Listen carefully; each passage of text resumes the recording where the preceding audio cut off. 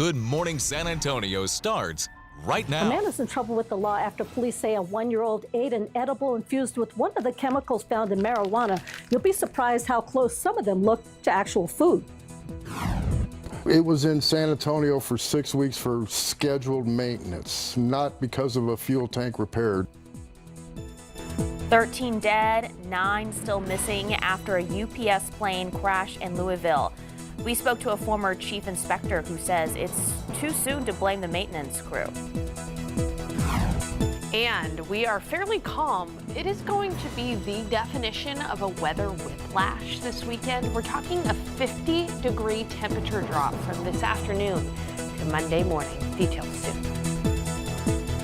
Good morning. It's 6 a.m. on your Saturday, November 8th. Thank you so much for waking up with us. Weekend. And Sarah, it's nice outside, but it's going to get even nicer. Oh, it's going to get hot, though, first, Sarah. We are okay. going to challenge a record for the high today in San Antonio. We could easily get to 90 degrees. No. I know, but it does feel nice out there right now. It's 58 degrees in the Alamo City. It's in the 40s in the Hill Country.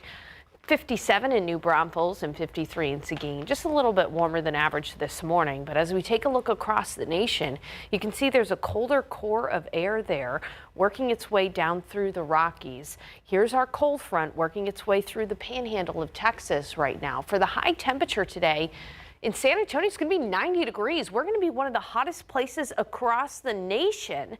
But in the panhandle, it's only going to be in the 60s as that front moves through. So here's your weekend forecast in a nutshell. Today, 90, near record heat.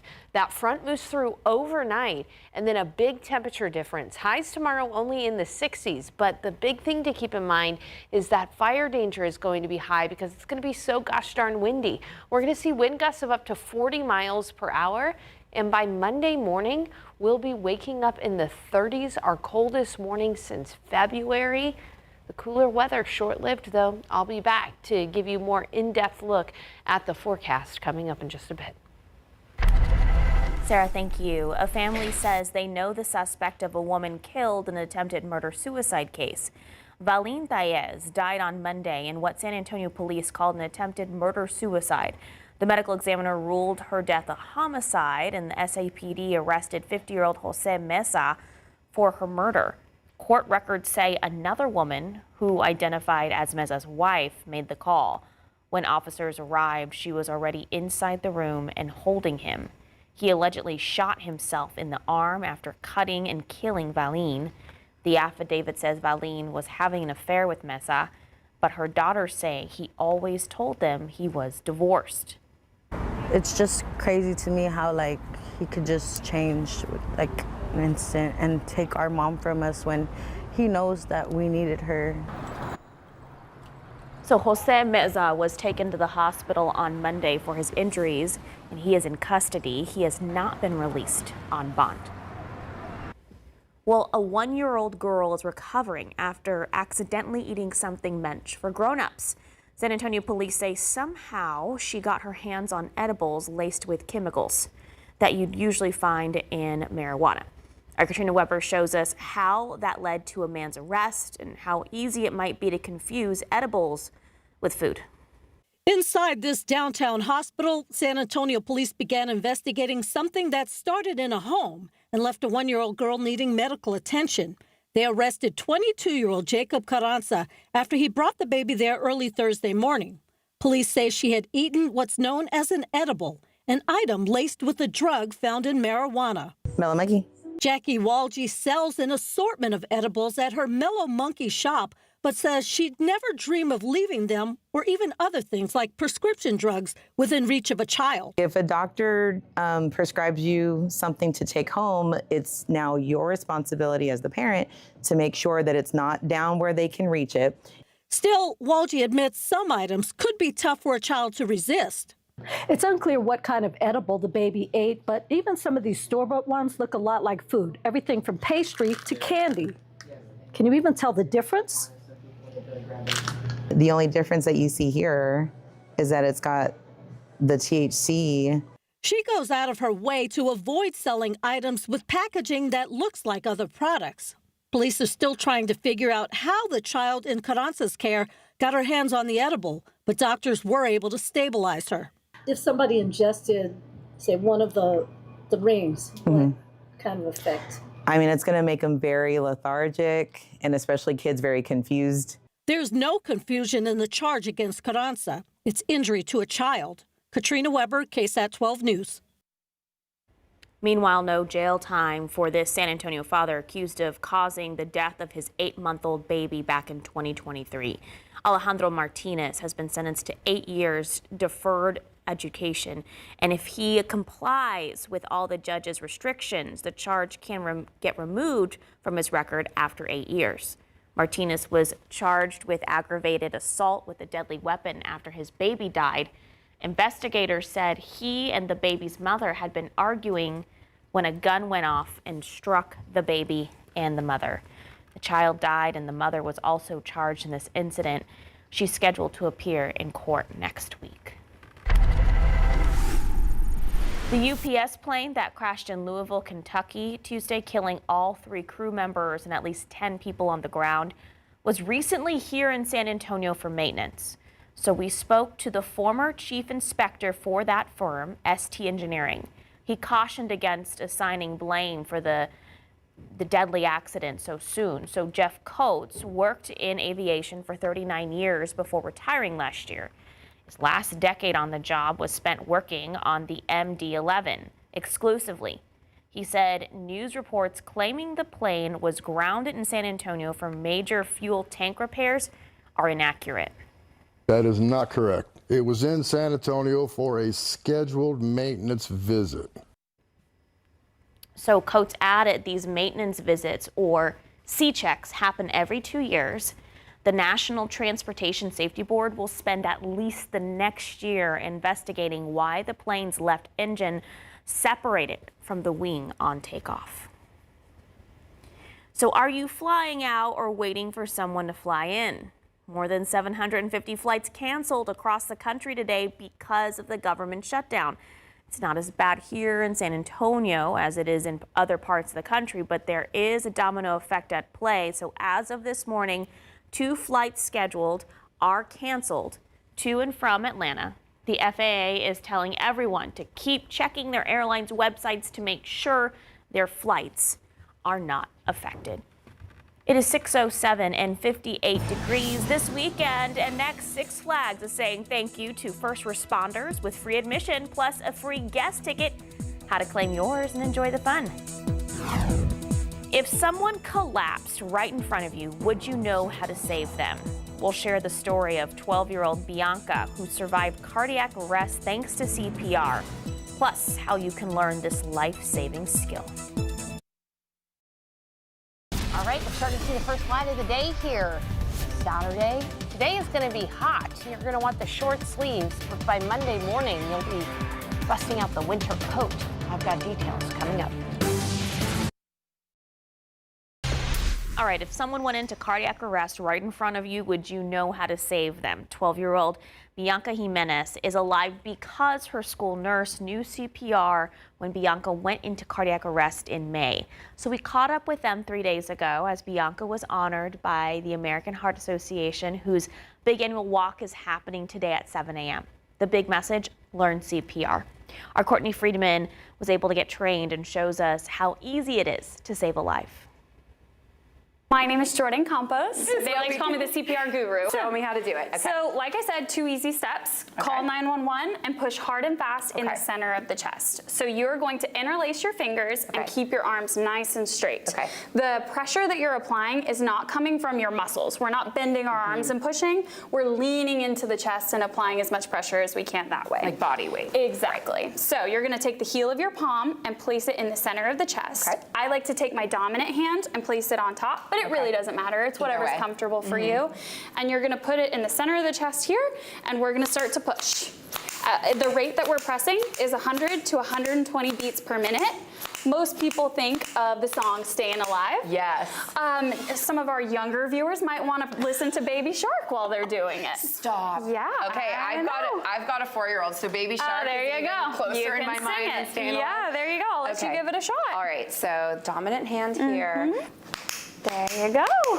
Yeah, you do have to push hard. Yeah, it's a good amount of pressure that you do have to apply, and you're gonna be pretty tired. Yeah. We're gonna start hands-only CPR and keep going until the ambulance arrives. Somebody taps you on the shoulder and says, we got it from here, we're taking him to the hospital. And the thing that I think of is if you are getting tired, you're in a public place, the more people who know it, the better. Exactly. That's good. I mean, it can be a team effort, right? Someone else can jump in. 100%. Yeah, you definitely want to be able to rotate because as you get tired, you're not able to apply as much pressure, and then the CPR is not as effective. Okay. The reason that you do add breaths with an infant is because it's necessary. Right. We've got to get that oxygen in the lungs because likely that is why their heart has stopped. Okay. And after our lesson, we headed out here to the campus at Northeast Lakeview College, where the American Heart Association's Heart and Stroke Walk is happening tomorrow at 8 a.m. Last year, 5,000 people came, so you can bring your friends, you can even bring your dog, so they hope to see you there. Courtney Friedman, KSAT 12 News. As for infant CPR technique, we have a link to that on our website. Just find this story by searching CPR. Important stuff there. You know what? This weekend is going to be kind of crazy. So weather-wise, you know, not necessarily stormy and rainy, but the temperature difference is going to kind of knock you off your socks. So today, the forecast high is 90 degrees. The record for the day, 90, set back in 1989 for all you T-Swift fans out there. Woo! All right, that was for Sarah. But yeah, we could beat or at least tie a 36-year-old record. Again, set back in 1989. So looking at your KSAT 12-hour forecast, we're in the 50s right now. By 10, it'll be 76. By noon, 84. Afternoon high of 90 degrees in San Antonio and quickly cooling later on tonight. Here's a look at those highs. 91 in New Braunfels for Worst Fest, and 89 rather in Del Rio, 92 in Cotulla, and 93 in Laredo. But everybody is talking about this front. So later on today, the highs across the state are going to be pretty different. So only in the 60s in Amarillo, only in the 80s, Dallas, Abilene, North Texas, and El Paso will be at 78. Those areas will be behind the front by the afternoon. But we have to wait for that front to get to San Antonio until later tonight. So take a look at tomorrow's wind gusts. So overnight, that front is going to be moving through just after midnight, and we'll be seeing gusts up to 40 to 45 miles per hour early tomorrow morning. So that is very, very windy. Think about any of that lightweight patio furniture, the trash cans maybe out by the curb, or if you have already set up your Christmas and holiday decoration, you might want to make sure that those are fully anchored to the ground. As we take a look at the forecast winds, will still be pretty gusty around the lunch hour and into the afternoon, but after sunset, that's when winds will calm. So the combination of gusty winds, dry vegetation out there, as well as dry air moving in, means that we have a fire weather watch in effect for all of the San Antonio metro area, hill country up toward Austin, and into deep south central Texas, and even into the valley from 9 a.m. to 9 p.m. tomorrow. So any fires that develop could spread rapidly. We've got burn bans all across the state, so you shouldn't be burning anyway, but no burning, absolutely no burning, and disposing of cigarettes properly is important tomorrow. Otherwise, the weather, it's going to feel lovely. We're only going to be in the 60s tomorrow for the high. So we go from near 90 degrees today into the 60s tomorrow, 68 in San Antonio, low 60s in the hill country. And we're going to be looking at temperatures in the 70s elsewhere, like out toward Del Rio. But by Monday morning, this is really where we're going to feel the chill. In San Antonio, we'll be in the 30s, but up in the hill country, I think Bernie, Bulverde, Comfort, Bandera, you might experience a very light freeze early on Monday morning. We're talking maybe an hour at freezing at most, but still, you might want to protect some of that sensitive vegetation. Otherwise, what we're going to see is a gradual warming trend. We'll be near 62 on Monday afternoon. Another cold start on Tuesday for Veterans Day in the morning. High temperature of 72 on Veterans Day, then gradually warming to near 60 degrees by Thursday and Friday in the morning hours, and 80s for our high temperature as well on Thursday and Friday. It's like perfect weather well, kind of crazy weather. I know, but I'll take that. We do need rain. Yeah, but I'll take it. plenty of sunshine. Thank you, Sarah. It's 6:20 and 58 degrees. Texas Eats. Let's give you a preview in just a bit.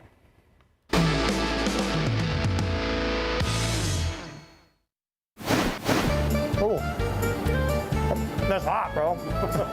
Loaded up, big flavor. The onions and the peppers, that's the way to do it. My goodness. You got a new item out here on the menu. What is it? We looked out for the kids. We didn't have the kid menu kind of thing, so we looked for a worst dog. We have found out in Austria and Germany, that seems to be the big thing that they're walking around. So you got a little tool here. Little tool that pops it in there. And you want the mustard? On the inside. On the inside. What?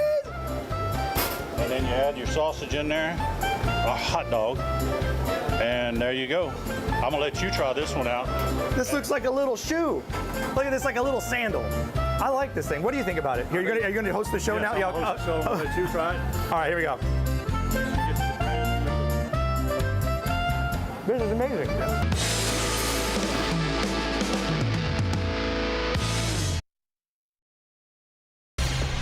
Well, this weekend and next weekend, Six Flags is offering free admission to all first responders as a way of token appreciation. So first responders can bring one guest with them for free as well.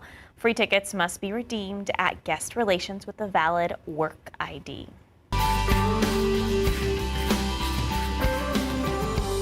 This upcoming Monday, November 10th, KSAT Community and our partners, RBFCU and University Health, are teaming up with the San Antonio Food Bank and Meals on Wheels SA to help families affected by the government shutdown and the SNAP suspension. So grab canned food, pet food, and drop it off at the Pinstack location off Loop 410. You can bring donations as early as 7 a.m. Anyone who donates will also receive a $5 game card from Pinstack. And the Texas Eats team will be there all day helping collect donations and greet viewers in line. David Elder will be there, so we hope to see you there. All right, it's 6:26 and 58 degrees. AI-created videos are taking over, and now a new app called Sora makes them look even more real. So why that's causing concern and how you can spot deep fakes. $20 billion for Texas water, the biggest deal ever, but it won't help until 2031. Our Christian Riley breaks it down in our next half hour. Okay, we're doing it. We're doing the temperature roller coaster. Okay, literally. I'm gonna buckle in. Here we go. Okay, let's go ahead and take a look at today's forecast. We're going to be up to 90 degrees today, Sarah, for the high. And then a front arrives overnight, allows us to get into the 60s tomorrow. By Monday morning, we're going to have our coldest weather we've had since February. 37 in San Antonio. And there could even be a light freeze in the hill country. We'll talk about that in a bit. High of 60 on Monday afternoon, and then by Tuesday morning, we'll be at 36. But by Tuesday afternoon in the 70s, and by Wednesday, we'll be back in the 80s. So this is very typical of San Antonio in the fall, that temperature roller coaster. So again, 90 degrees today, near record heat. The other thing to keep in mind for tomorrow is that we are going to, because we're going to be windy, we're going to have higher fire danger as well tomorrow. So coming up, I'll talk about what you need to know as far as that fire danger is concerned, and I'll show you those neighborhood morning lows Sunday night into Monday morning, and which areas could see their first freeze of the season. Details soon. Sarah, thank you. Okay, $20 billion. That's how much Texas voters committed to invest in the state's water supply on Tuesday night. It's the largest investment for water in Texas history. But our Christian Riley explains why it likely won't have an impact until at least 2031. What do you think will start the next World War? Artificial intelligence, nuclear capabilities? Well, scientists theorize it will actually be fought over water. Water projects are, absolutely critical to life. Our economy is based on it. Voters overwhelmingly approved Proposition 4 Tuesday night, which is the largest investment for water in Texas history. The 70% is a decisive message from Texas voters that water is really important to this state. Prop 4 will set aside up to $1 billion every year in sales tax revenue, which can be funneled into one of 11 funds. We got a bunch of people moving to Texas, and not a single one of them is bringing any water with them. You got to find, where the water comes from. And after a devastating summer along the Guadalupe River, people are believing what they're seeing with their own eyes. The low lake levels, the low aquifer levels, the drought, the massive floods. And these new funds can also be used towards flood infrastructure. You either have too much water or not enough. So it's really challenging for local communities to develop mechanisms to store it when we have it, but also to get it out of communities whenever there's too much. It's still a long road ahead before communities will actually see this money. The funds first have to be collected, which they won't start doing until 2027. Then the legislature has to actually allocate those funds during their session, which isn't scheduled until 2029. Which means projects likely can't start until at least early 2031. It's important to note that this is on top of the $50 million already provided for flood infrastructure during this summer special session. That money has already been made available. In Comal County, Christian Riley, KSAT 12 News. Christian, thank you. In the courtroom yesterday, the defense delivering a major blow to the prosecution's case. It happened during the trial of 3 former SAPD officers accused of killing a woman in her apartment. She was going through a mental health crisis that night in 2023. The prosecution wanted to call Chuck Joyner to the stand. He was the state's law enforcement expert. But the defense said that the state did not disclose that Joyner is currently a Texas peace officer or that he had reviewed additional body camera video from the scene. So the judge ruled that Joyner could not testify. A similar issue came up once before in this trial. So the defense and the prosecution have now rested their case. Closing arguments begin at 8 a.m. on Monday. You can watch it live on all of our streaming platforms. If found guilty, the 3 former SAPD officers face up to life in prison. All right, roughly 20 people are now without a home after a fire Friday afternoon. This is the aftermath of the fire that happened on the northwest side around 3 p.m. The San Antonio Fire Department says the fire started in an upstairs balcony, quickly spread to the attic, and eventually causing the roof to collapse on that building. No one was seriously hurt. That building destroyed. The Red Cross is stepping in to help families get back on their feet. But neighbors are still shaken by what they saw. It was very scary for us, for the people behind it, because smoke was everywhere. So even the units behind us got infected. It smoked out our apartments. It was crazy. But a lot of people lost most of their stuff. Everything's gone. Those people are being rehoused by the apartment complex on the same property. Investigators are still working to figure out exactly what caused this fire, and as we learn more, we will keep you updated. Okay, AI created content, it's everywhere these days, from celebrity deepfakes to genre-shifting songs to viral videos of animals doing adorable things. But as this tech keeps getting better, so do the risks that come with it. Now, OpenAI has launched a new app called Sora. It's kind of like TikTok, where people can make and share AI-generated videos. So what makes Sora different? The videos look even more real than what other AI tools can do. Ivan Rodriguez explains why this has people worried and how you can tell if a video is AI made. While social media platforms like Instagram, TikTok, and YouTube all have mechanisms in place designed to warn users that a piece of content was created with AI, the filters don't catch everything, meaning it's even more important for people to be vigilant as the lines between real and fake blur. Over the last few months, Sora, a video generator app from ChatGPT's parent company OpenAI, has become more sophisticated by the day. It's like if you're scrolling TikTok, but all of the videos you see are AI generated. Nothing you see in Sora is real. Caitlin Shadrawi, a CNET AI reporter, says these videos are easy to make and just take minutes. The trouble is, once these videos are shared outside the Sora app, it can sometimes be difficult to tell the difference between videos that are real and those that are fake. It is harder than ever to tell if an image or video is AI generated. And Sora is partially why, but I wouldn't give them all the blame. Google has a number of AI tools, And there's been a number of creative AI companies that have been working in this field a long time. Adding to the confusion, there isn't a foolproof method to spot AI-generated content, but Shadrawi says there are things to watch for. The first thing I always recommend people look at are watermarks. This might seem kind of obvious, but that's for good reason. For example, the Sora videos have a little cloud icon that bounces around the edge of the screen. While watermarks are one of the most obvious tells, if you want to dig deeper, you could also look at the content's metadata by using the Content Authenticity Initiative's verification tool to check a video, image, or document's metadata. The most honest and best piece of advice I can give people is to just stay vigilant. Especially when real content is mixed in with AI-generated content, experts say it's important to not automatically believe everything that you see online. If it feels unreal, it probably is. But if you get fooled occasionally, don't beat yourself up because even experts can get it wrong. In Atlanta, I'm Ivan Rodriguez. It is 6:37 and 58 degrees. Texas County voters said yes to a new Spurs arena, but will you see this on the ballot again? We've been asking the mayor, and the answer is not clear. Plus, Texas faces rising wildfire risks. This weekend still ahead, what's driving the danger and how you can stay safe.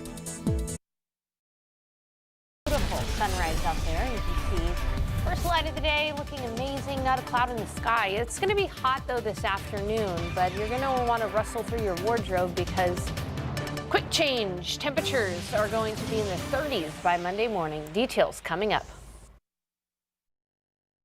As wildfire risks grow across Texas, experts are warning the risk of elevated fire danger this weekend. Yeah, particularly Sunday. So KSAT's meteorologist Shelby Ebertowski has more on what's driving the risk and how homeowners can protect themselves.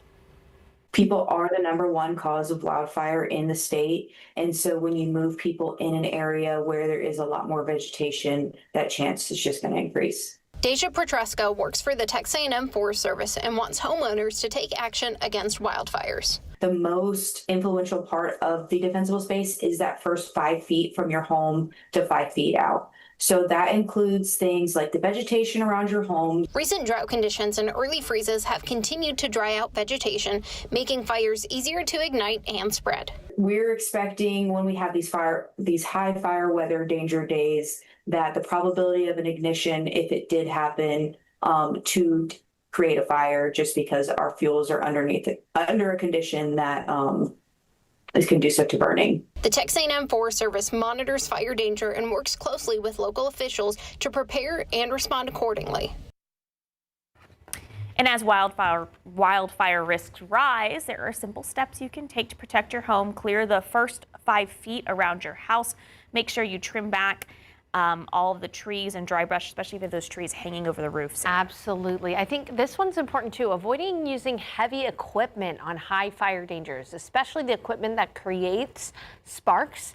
And remember, if your county is under a burn ban, and Bexar County is under a burn ban. Absolutely. And yesterday I covered a fire, that apartment fire, the roof collapsed, and the fire department said, you know, it wasn't even that windy. It just took that light breeze that took that flame and it caused it to go through the entire building in the attic. Wow. And by tomorrow morning, we are going to have a wind, Sarah. In fact, winds could gust up to 40 to 45 miles per hour. Take a look at this, though. We are going to see a 50-degree cool down within the next 36 hours. Let's go ahead and look at the green screen here instead of the weather center. There we go. Here we go. Okay, a 50-degree cool down. So 90 degrees today for the high. By Monday morning, rather, we're going to be in the 30s. That is a 53-degree temperature drop. Our coldest morning since February by Monday morning. So that is an impressive cold front. Now, the chilly weather is not going to last super long, but it is definitely going to be very noticeable. But today we got to get through that heat. Remember, 90-degree day today. So we're waking up in the 50s. By 8, we're going to be in the 60s. By 10, we're going to be in the 70s. And by noon, we'll be in the 80s. So a very quick warm up.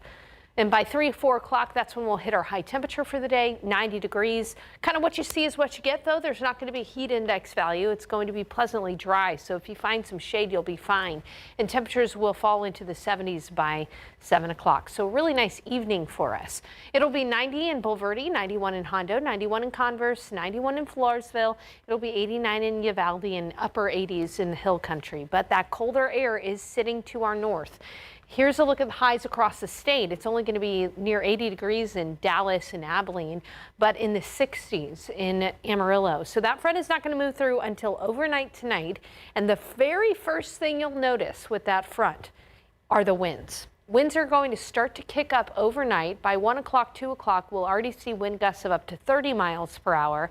By 4 a.m. through about 6 a.m., 40 mile per hour wind gusts. We could even have 45 mile per hour wind gusts shortly after sunrise tomorrow.